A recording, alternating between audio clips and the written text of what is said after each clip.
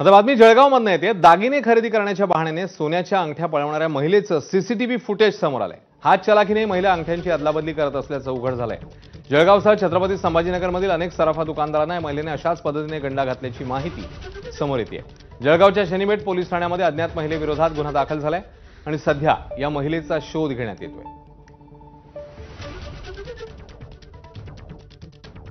पहिला ग्राहक शोरूमला आली आणि अंगठी घ्यायची अशा उद्देशाने तिने काउंटरमध्ये दागिने बघत असताना आमच्या विक्री प्रतिनिधीची नजर चुकवून दोन सोन्याच्या अंगठ्या तिने ट्रेमधून काढल्या आणि एकदम खूप शिताफीने तिने तिच्याकडच्या नकली दोन अंगठ्या त्या काउंटरमध्ये लावल्या।